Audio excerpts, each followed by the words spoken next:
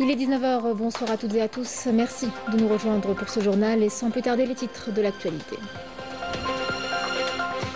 L'Algérie prend dès aujourd'hui la présidence du Conseil de paix et de sécurité de l'Union africaine. Elle entend mettre l'accent sur la promotion de la paix sur le continent, un rôle qui confirme son poids dans la résolution des crises africaines.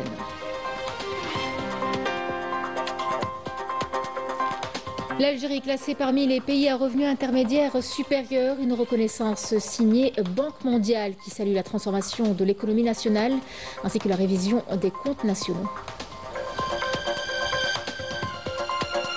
Nous parlerons également de l'équipe nationale des A' qui entamera demain sa campagne au championnat d'Afrique des Nations. Les Verts affronteront l'Ouganda, pays hôte, pour leur premier match. Objectif affiché, décrocher le titre continental.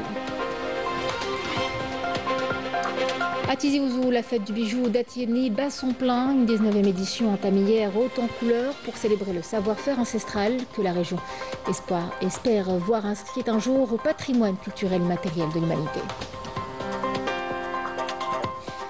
Mesdames, Messieurs, bienvenue à vous. L'Algérie assume à partir d'aujourd'hui la présidence du Conseil de paix et de sécurité de l'Union africaine pour ce mois d'août et consacrera son mandat à la promotion de l'agenda de la paix et de la sécurité de l'organisation panafricaine.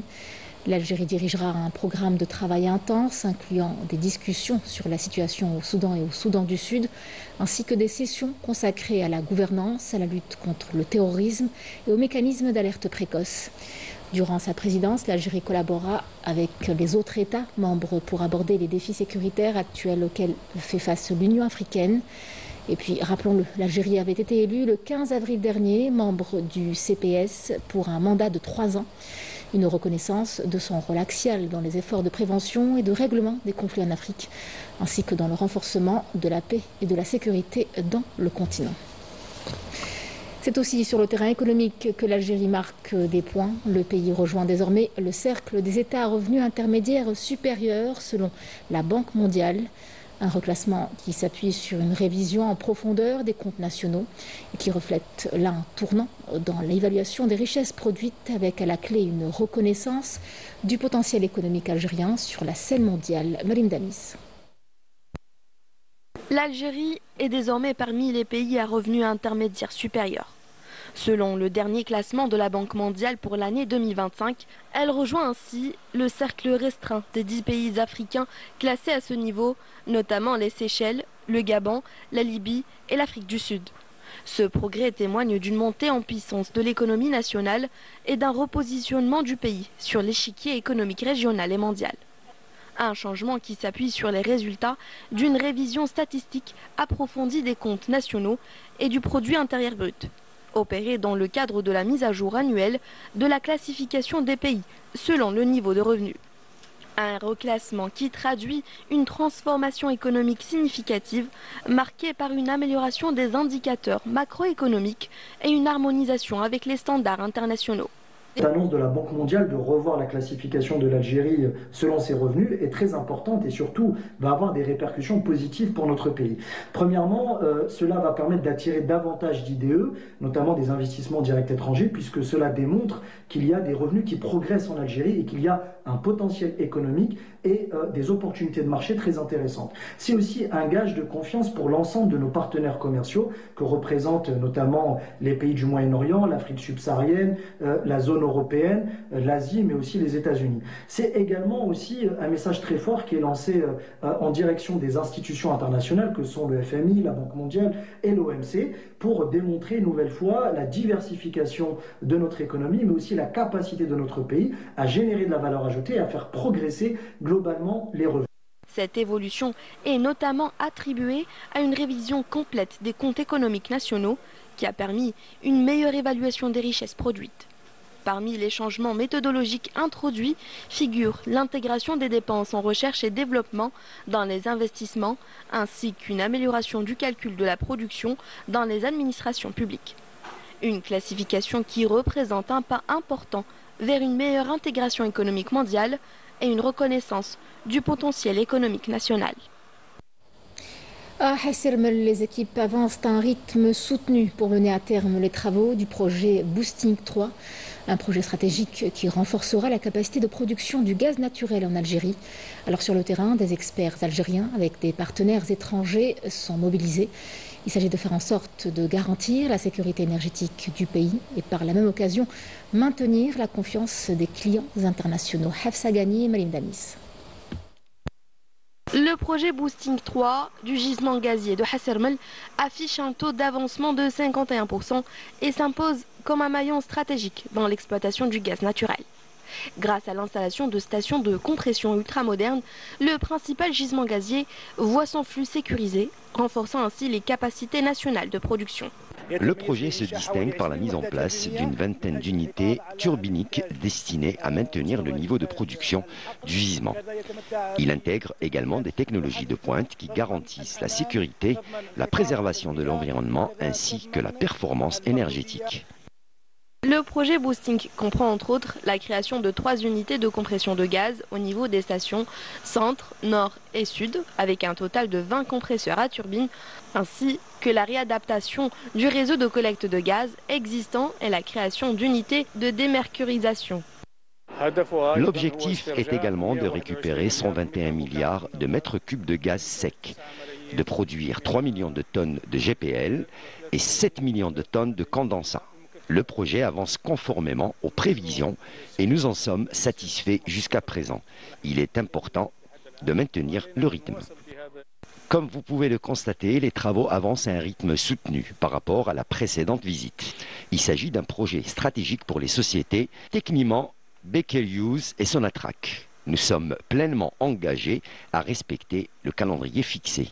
Ce projet est l'un des plus importants pour l'Italie et l'Algérie. Les travaux progressent de façon régulière et nous sommes pleinement confiants quant à l'atteinte de nos objectifs.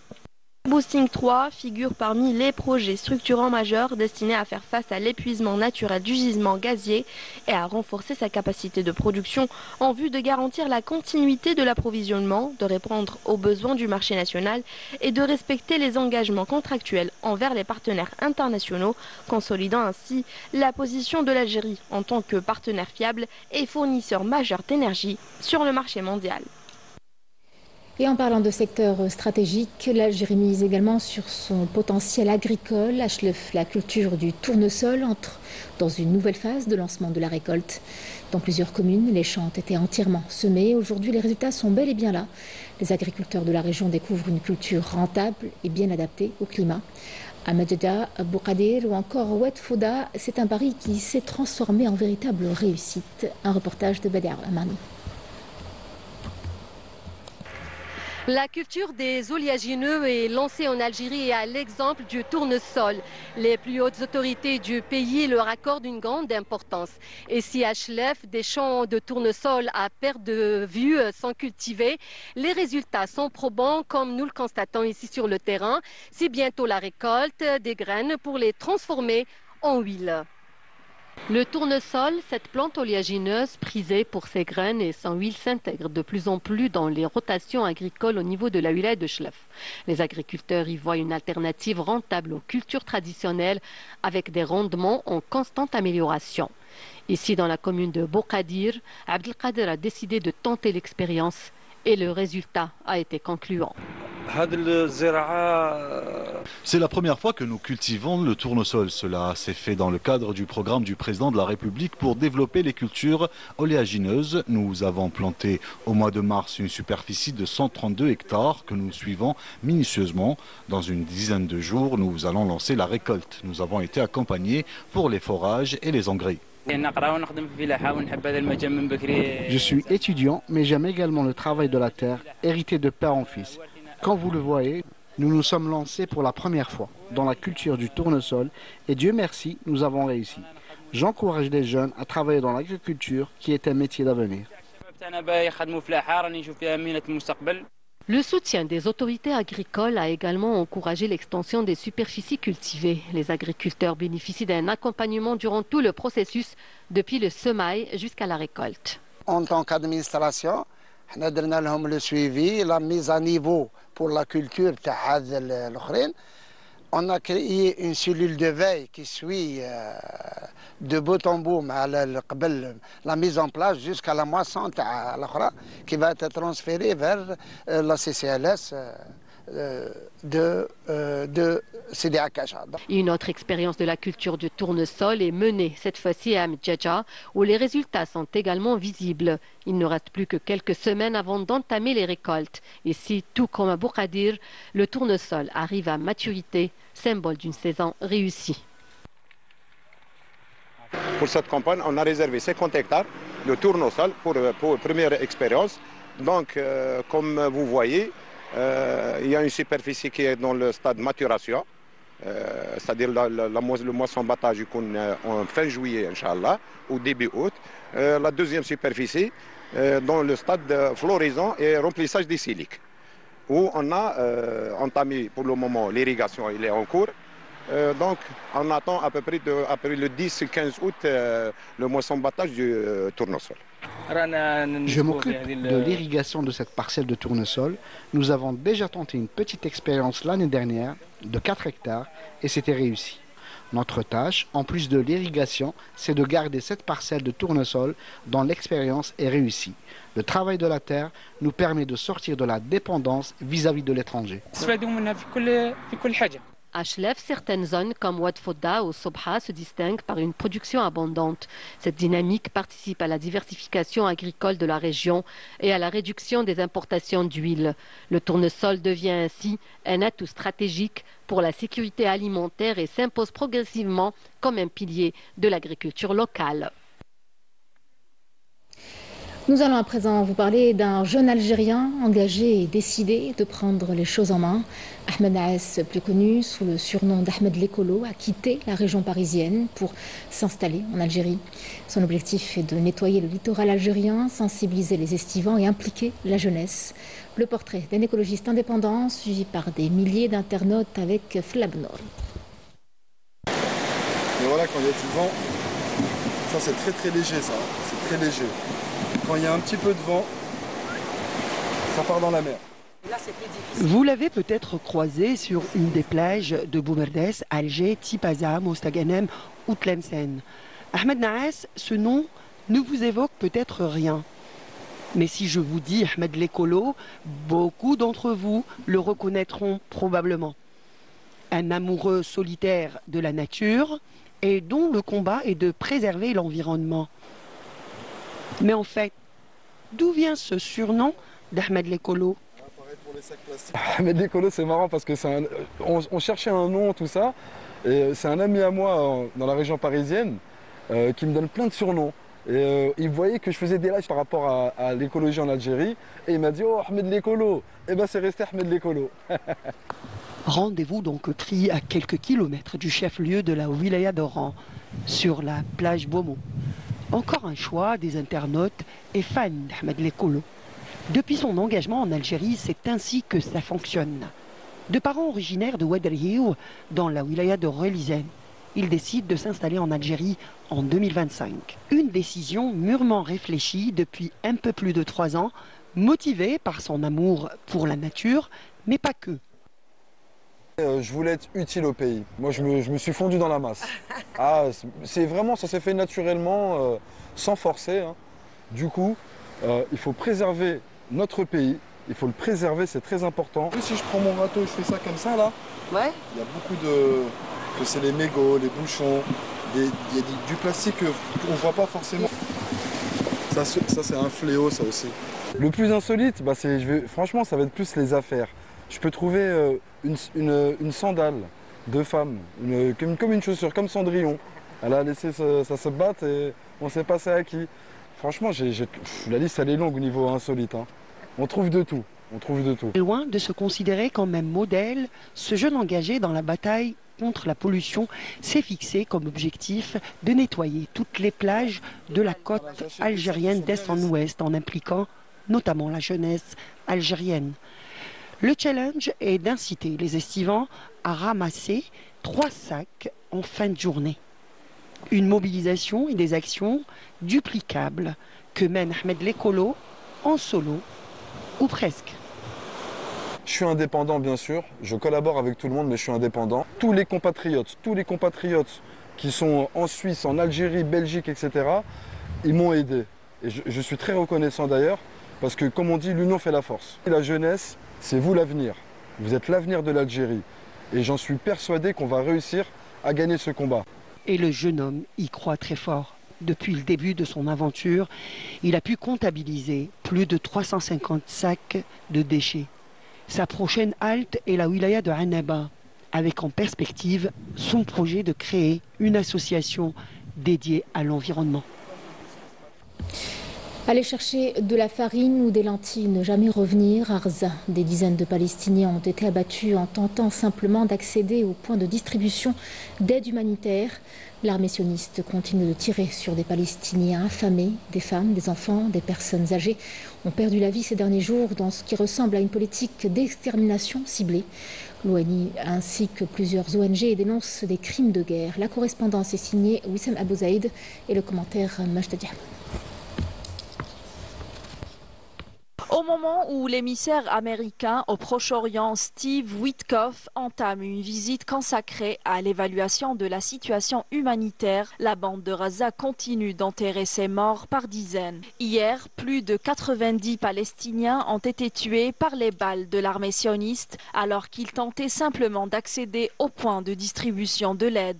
Un bilan qui sera certainement revu à la hausse et qui illustre l'ampleur de la tragédie vécue par les habitants de cette enclave où l'on se fait tuer aujourd'hui pour un simple bout de pain. C'est la faim qui nous pousse à risquer nos vies pour un simple sac de farine ou de lentilles. Pourquoi nos frères meurent à votre avis? Nous n'avons plus rien. Voyez le résultat. Il est parti chercher à manger, il est revenu dans un linceul. Je vais aller chercher de la farine. Mes enfants n'ont rien à manger. Nous avons très faim, nous souffrons énormément. Tous ceux qui ont été lâchement assassinés n'aspiraient qu'à une seule chose, ramener de quoi nourrir leurs enfants et leurs proches. Aujourd'hui, il ne reste que la douleur incommensurable que doivent affronter les dizaines de veuves et d'orphelins qu'ils laissent derrière eux. Les secouristes ont faim, les journalistes aussi. Tout le monde a faim. Si on décide d'aller chercher quelque chose à manger, on en paye le prix de nos vies. Mon cousin a tenté sa chance, il a été tué aussi. Chaque jour, plus d'une centaine de morts et des dizaines de blessés sont enregistrés au point de distribution de l'aide. Beaucoup ignorent encore le sort de leurs proches, partis eux aussi chercher de la nourriture, mais qui ne sont jamais revenus. Notre enfant est sorti en fin d'après-midi pour chercher quelque chose à manger. Nous n'avons aucune nouvelle de lui jusqu'à maintenant. Nous avons cherché dans tous les hôpitaux, aucune trace de lui.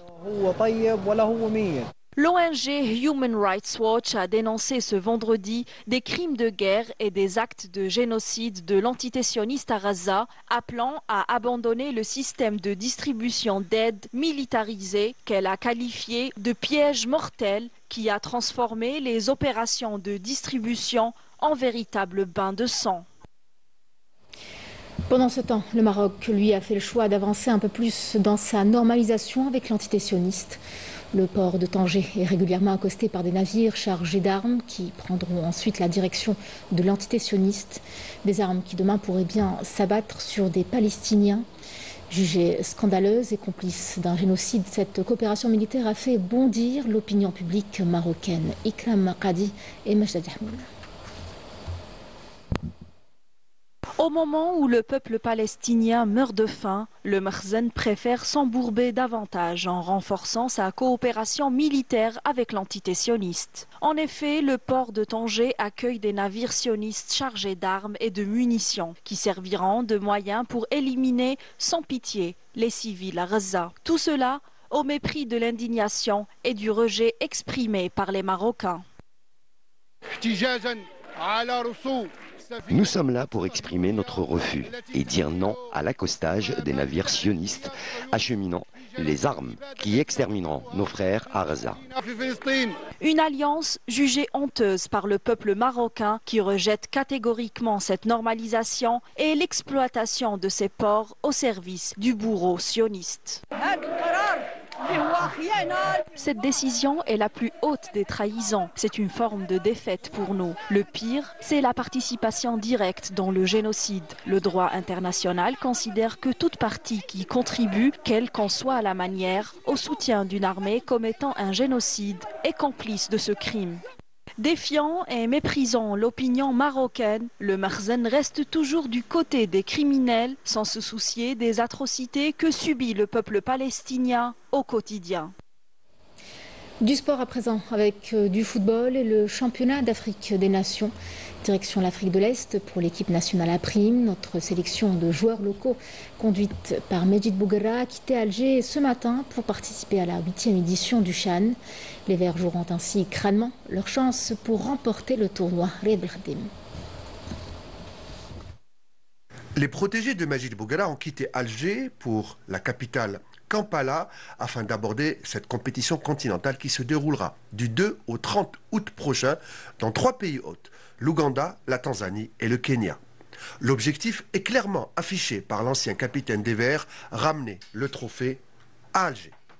C'est une très bonne expérience pour les joueurs, pour nous le staff, et l'objectif est clair, c'est d'essayer de tout faire pour aller la gagner. Mais à dire la chose la plus importante, c'est de prendre les match après match.